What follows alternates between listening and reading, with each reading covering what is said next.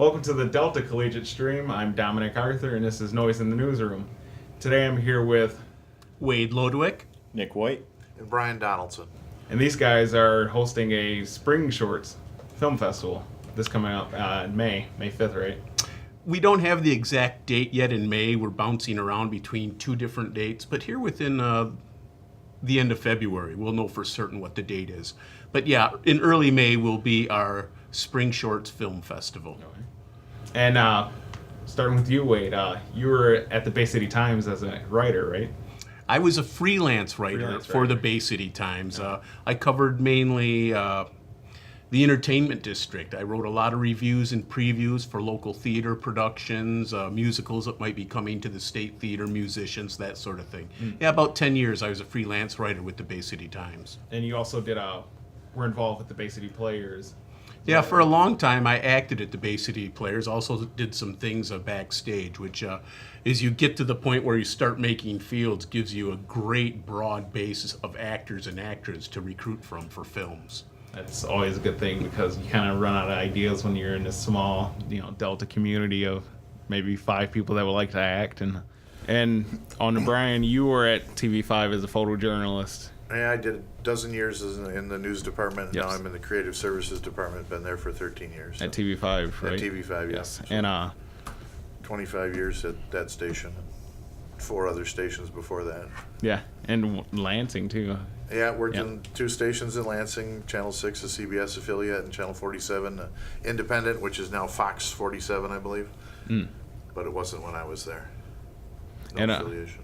And we have Nick. Nick, you freelance guy. From so far from what I can find out. currently I'm at doing video production for Dow Chemical Company. I'm a corporate video specialist. Oh, yeah? But I've always done the independent thing, freelance videography and filmmaking and that kind of stuff. So pretty much we have 3 people that have been in this business or in some form, I guess. So what is Even Keel Productions? Like, what brought you guys together to start? Well, originally Brian and I had met through the Bay City Players. And having had some success as a freelance writer for quite a few years, and Brian being in the film industry, we talked about making a short movie, which eventually we did. How long have you been involved with film, individually or collectively? I know you and Brian have worked together. Well, Brian and I hosted the first Things That Go Bump in the Night Film Festival, which was in 2013? 12? Is that right? No, it was 13. It was 13, and then in 2014, as we were hosting the second one, I had heard that Nick had a film that I was interested in putting into the festival. Nick stepped right up to the plate and said, "I'd like to help you guys," so we brought him on board, and he has been a fantastic help. He's got a lot of energy.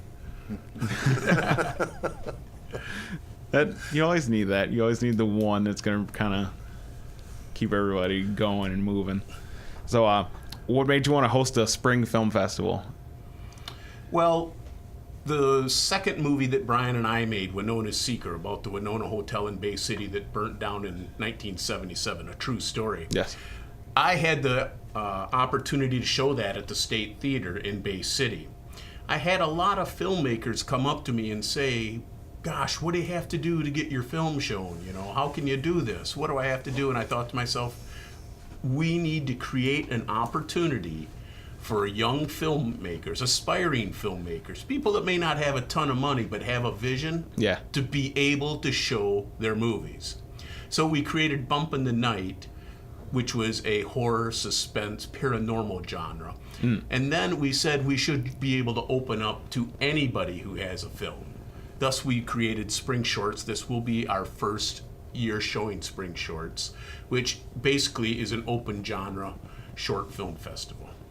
It's going to be sweet. I'm excited because we don't have a lot of spring festivals going on, so this is the first that I know of that's happening. What is it about film that inspired all of you? And I've always been into video just from a very young age, just shooting around with my parents' camcorder and stuff like that. And then eventually I studied video here at Delta and stuff. And I think, to answer your question, it's more of like, it's just a storytelling, I guess, that draws me to it. Sorry. What about you, Brian? Well, I've been in the television industry now for 28 years, and when I started out, I thought I was going to be in radio and do some film stuff on the side. When I got introduced to TV, I said, oh, this is just too much fun, and they're going to pay me to do this, so okay, Yeah. I'm going to go do that. And then it wasn't until recently that it's come back around for me that when Wade said, let's do this, and so we started shooting Angel Watching Over Me. That was the first one. The first one, and we wanted to enter it in a contest, and I said, oh, Wade, we're not going to be able to get this done in that time, and so we did Under the Bed, and then we did another one, and it just is kind of snowballed, and just having a lot of fun with it. It's different from what I do at work, making commercials. It's different than doing videos for the Chamber of Commerce or whoever has come in with something, and so it's just a good creative release. No, what about you? What brought you in, Wade? Well, I'd always thought that'd be a fun thing to do, but having no expertise whatsoever, I was like, how am I going to make a movie? And actually, what inspired me was watching Steven Spielberg's movie, and I think it's called 8mm, about the monster on the train, and there's a wreck. Well, in that movie, there's a group of 12-year-olds that make a movie. And at the end of the Spielberg movie, they show the movie, it's rolling credits, and I'm like, well, if those 12-year-old kids can make a movie, I ought to be able to make a movie. Yeah. And I started surrounding myself with people that knew a lot more about making movies. Trust me, when we started making Winona's Secret, which ended up being 35 minutes long, it was a vertical learning curve for me because I stepped in knowing nothing. I just knew enough to surround my people with people like Brian that did know something, and people like Nick later on that knew a whole heck of a lot more than me about it. So, you all have pretty much love film. You wouldn't do this if you didn't love film. What is it about independent film that you love the most? You have Hollywood, and we all have seen the Hollywood stories play out with the happy-go-lucky endings, and New York has been taken out so many times. And with independent film, there's an untapped, almost raw feeling with it. And what is it that you love about independent film? Well, for me specifically, and Brian especially will be able to attest to this, I really like to put a twist at the end of my movies. Try to give them something they weren't quite expecting to see. So often now, and not all the time, granted, but you watch a movie and 20 minutes away from the end, you say, okay, I can see where this is going, I like the movie where the couple, resolve all their issues, are walking hand in hand through a field and beautiful music starts playing, and then a rock falls out of the sky and kills them. That's graphic. I just went from really pretty in my head to And that's exactly what I'm shooting for, almost all the time. He likes to shock. I think the difference between independent film and Hollywood film is that obviously we don't have the budgets. Nobody's going, you say, oh, you three guys, we're going to give you $6 million to make a movie. So you want to make a movie, you just do it with what you can. And that's what we've been doing. And it's fun, it's having a good time. And I think that what we've found out so far that with the people at Bump and the interest that we've found with Spring Shorts is that there's a lot of people that want to be part of this and do some of this sort of thing. It's fun, it's exciting, and it's neat to see what other people have done because it's not easy to get a venue. You can't just call up Delta College and say, hey, I got a film, put it on TV for me. You can't call TV5 and say, hey, I got a movie, we can fill an hour for you.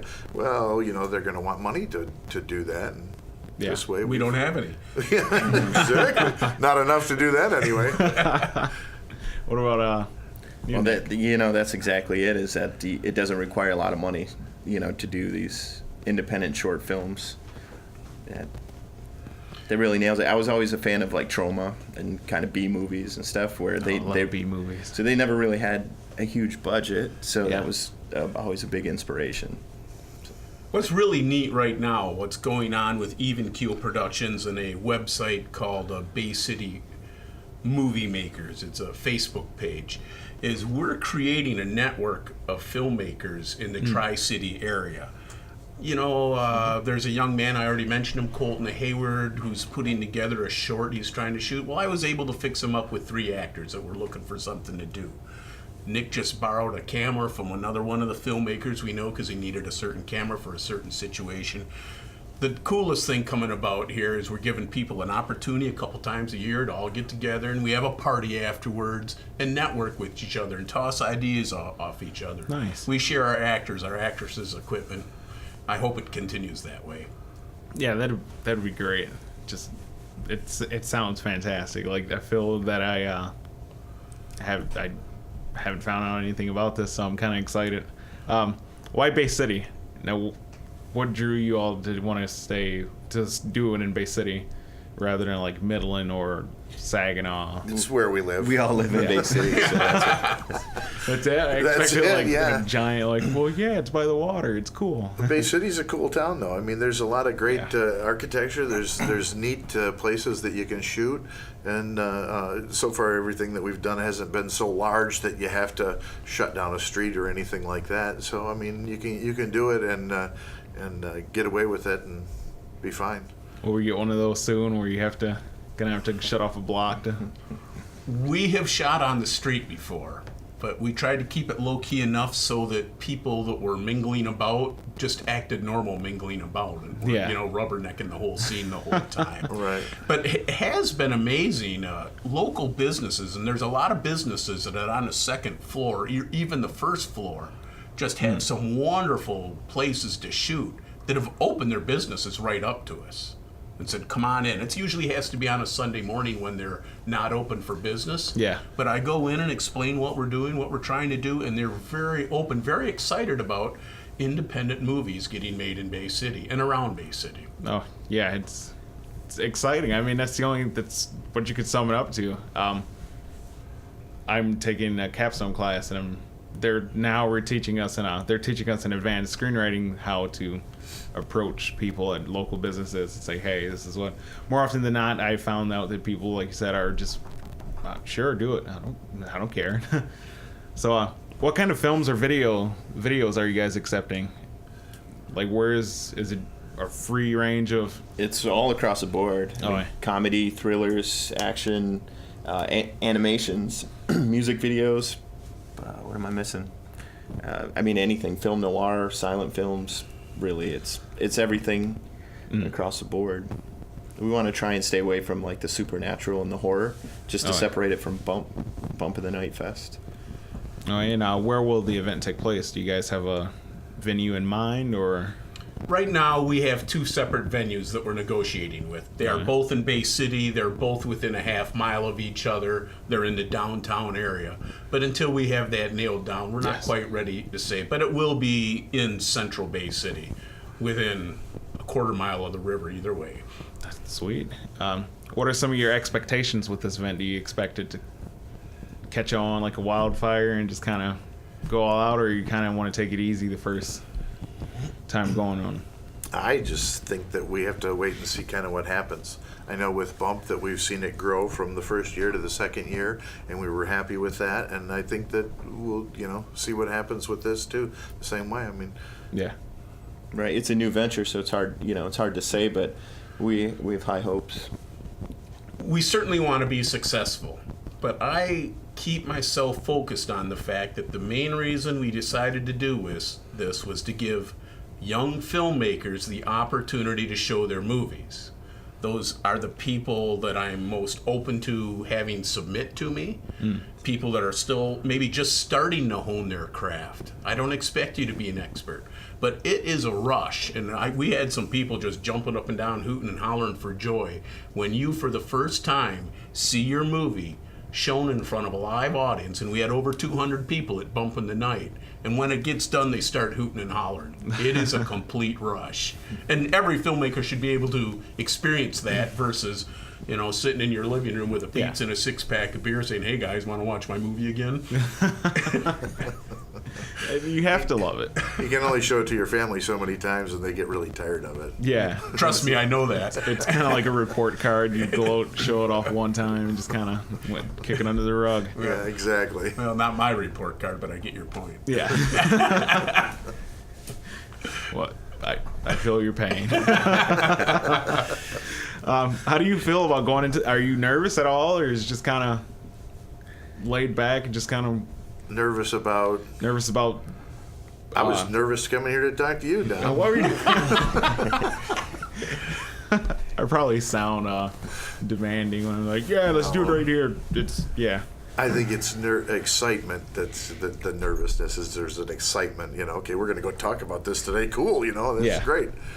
Yeah, I think we've done we're doing a good job of being prepared and trying to get the word out there and trying to request submissions from filmmakers and stuff. And we've generated a good amount of interest, so I'm fairly confident. And I think what I've seen is pretty exciting.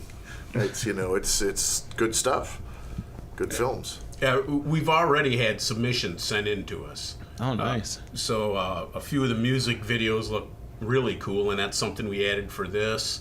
And we've had a couple others, people already submitting, because it's only $10 to submit your film if you do so before March 18th. March 28th. March 28th, is it?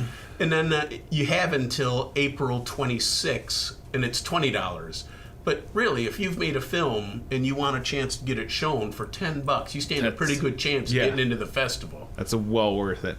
How far do you guys plan to take this? It's going to become something. The more as it progresses, it's going to be bigger and bigger. I'd say as far as it'll go. I mean, good answer. Yeah. Yeah. I mean, it's hard to say. The bump has been, from the first year, it more than doubled in attendance the second year, and people are excited about that. So we'll keep doing that too. I mean, right now we show the movies on one night. Now, for the second bump, we had an encore. We showed it on Friday, then we had an encore on Sunday. But they were the same set of movies. I certainly can see us getting to a point where it becomes a 2-day festival with 2 different sets of movies. Nice. Unfortunately, if we get 15 movies submitted to us, and they're all 15 minutes long, which isn't a bad time limit for a short, we may have to reject some movies just because we don't have a time in one night to show them all. Yes. And I really hate to do that, because I will reiterate, the point is to get as many as these filmmakers' movies on the big screen for them. We also have to keep in point that there's already a film festival in Bay City, and we're not competing with them, because they draw in movies from all over the country to show people from the Tri-Cities movies they might not be able to see because they aren't shown in the general theater. We are targeting young filmmakers. It's for the filmmakers. And we do get the general public come in, but once again, it's a lot of the filmmakers, the actors, people who are interested in independent films that are coming to this festival. And it's easy to sell 200 tickets. We found that out with the last bump pretty darn easy. Nice. And we'll have more this time. I'm pretty sure of it. Yeah, I'm sure of it too, because again, to me, this is huge. I pretty much am giddy about it because, again, you're pumped to go make a movie right now, aren't you, Dad? I am, actually. I was thinking, I was like, man, I have like a couple months. Maybe I could get one thrown in. No, it's just because you have to wait kind of all year to get to fall, and then you get to that point, and then it's a long weekend of just a very fun weekend. And having one in the spring kind of, okay, sweet, now I got till fall just to get something else pumped in. And you read my mind. I was going to ask you about the group in the fall, Hell's Half Mile, and will at some you guys end up collaborating with each other? I have not had a chance to speak with them directly, but I have spoken them through mutual friends. No way. And first of all, those organizers have no problem with what we're doing. They think it's great. Nice. I think they're kind of looking at as these guys are building a clientele for their film festival, which I have no problem with whatsoever. I go to Hell's Half Mile Film Festival, and it's a good show. Yeah. I enjoy it. So do I see us collaborating with them? I'm not sure that's going to happen, because we are serving 2 different groups of people. We specifically, our fall Bump in the Night Festival, we make sure we schedule it at least a couple weeks away from there, so there's no confusion about whose film festival is what date or what's going on. We're not running it the same weekend trying to compete with them or compete for venues to run it. So The only thing that there may be a bit of competition is usually their short sections is from local colleges. It's from SVSU. It's from Delta College. It's from students in their film programs that are submitting to the Hell's Half Mile short program. I don't have any problem whatsoever if they submit their movies to both film festivals. Yeah. I'm not sure how Hell's Half Mile feels about that, though, and I certainly don't want to step on anybody's toes. No. And, yeah, you kind of need to have two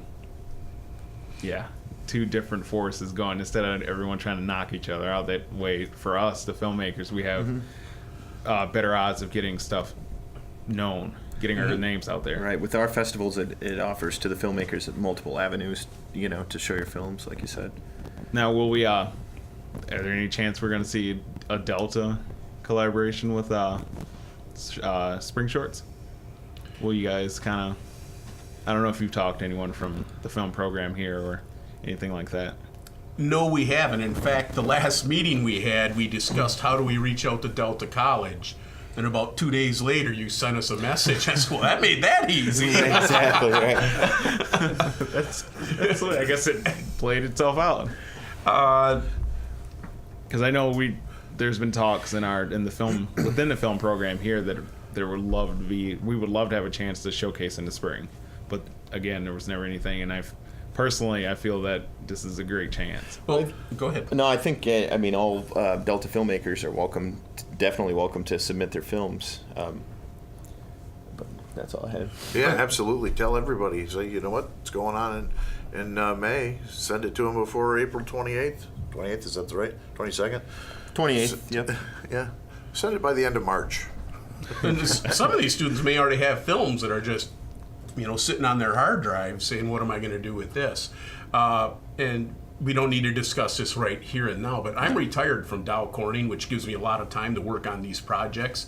I'll come out here and talk to a group of filmmakers anytime about what they have to do, how to improve their odds, and what specifically we're looking for. Not what we're looking for, what we would like to see in the movies that we're putting in both festivals. I would do that. Just give me a call sometime. Sweet. That's going to be awesome. If given a chance, would either of you produce a big budget film, or are you strictly going to stick to independent film?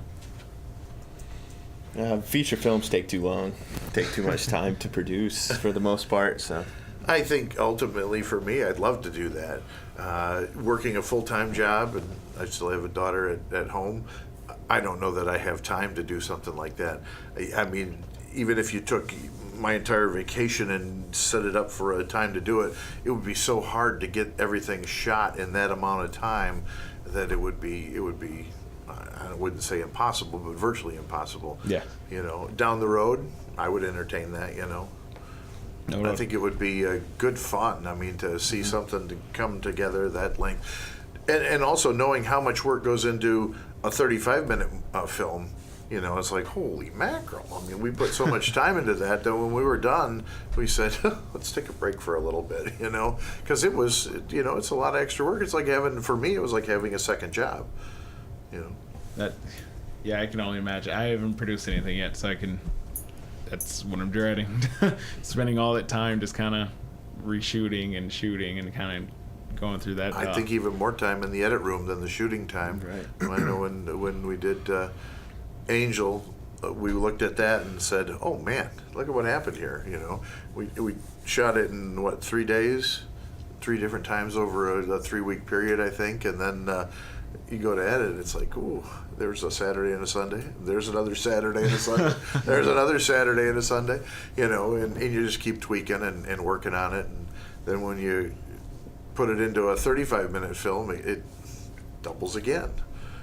So there's just a lot. Now, do you guys have any advice you'd give to filmmakers out there now?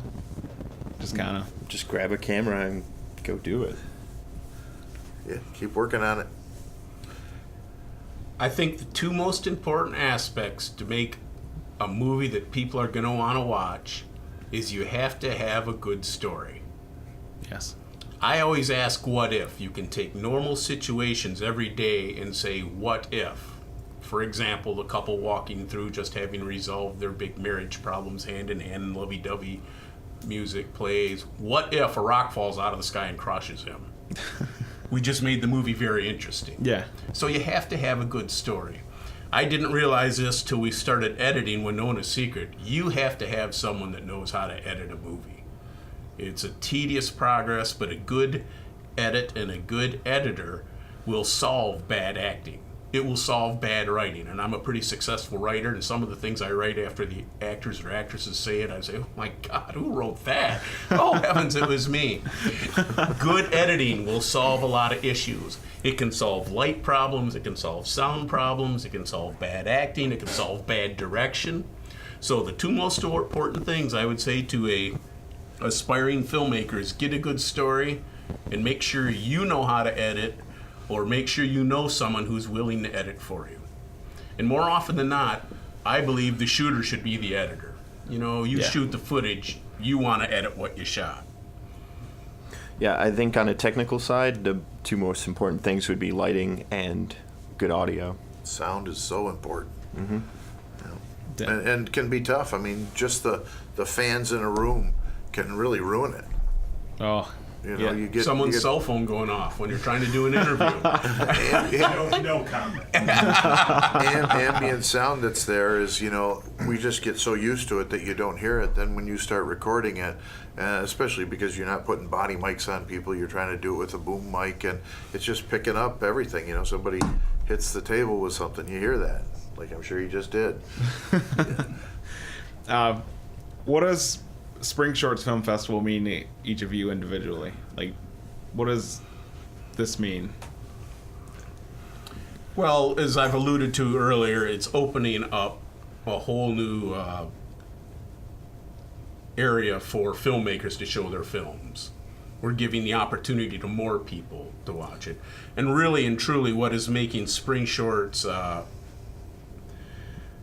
come to life right now is Nick. Because Nick has kind of taken the bull by the horns, whereas I've always kind of had my thumb right on top of Bumpin' the Night. After Bumpin' the Night was over, I was ready to sit back and relax for a while. Nick said, no, we got to push this forward. So this right now is really Nick's baby. Brian and I are giving him a lot of support, doing anything we can to help him along. But that makes it really nice to have someone with the energy Nick does that says, yeah, we're going to make this successful. We're giving people a chance to show their movies, people that might not have a chance, and that's all I'm really looking forward to doing. What about you, Nick? Yeah, well, it's my baby. It's like Wade said, you know, like after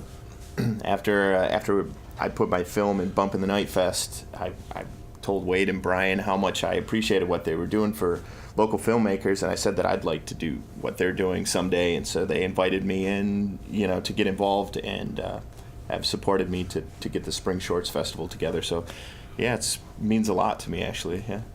Yeah. And Brian? It's the opportunity that it allows people to do. It's fun for us. You know, we get to sit back and watch them all, the movies, the films, and it's exciting, and it's neat to see something when it happens, and it surprises you, and it's just good fun and opportunities for other people. Sweet. And ourselves. Nice. Now, if you have people, I'm sure there's some people out there right now that will be listening to this or are listening to this. What do you want? I guess we can go with art. Will be listening to this. Anyway, there's some people out there that will be listening to this and want to know how to get in touch with you guys. Maybe they want to be an actress or help out with video work or anything like that. How would they get in touch with you guys? And the best channel is likely our email address, which is springshorts989@gmail.com, or via the Facebook page, which is Spring Shorts Film Festival. No way. And I would also urge, if you're interested, to go to that Facebook page, Bay City Movie Makers. It's on Facebook. I believe it's Bay City Filmmakers. I think it's Filmmakers, is it? filmmakers. Yeah, I was just going to look. Bay City Filmmakers, excuse me. But there's a bunch of us that are networking there and sometimes posting, you know, does anyone have a pair of dirty underwear that I can shoot? Or does anyone have an actor or an actress or this or that or whatnot? Yeah, Bay City Filmmakers. all right, sweet. If you left a message on there, there'd be plenty of people looking at that you know are looking for actors, production crew. A lot of times people will put on there if they've got a shoot set up, and they'll say, you know, can somebody help out on this day? You know, we need 2 or 3 people. An actor bailed, for example. Right. Nice. Yep. Sounds like it's going to be a good spring. So thank you guys for coming in and joining us. Thanks Thank for you. having us, Thank you. Tom. Yeah. Certainly appreciate it. This has been Noise in a Newsroom, a production of the Delta Collegiate Stream.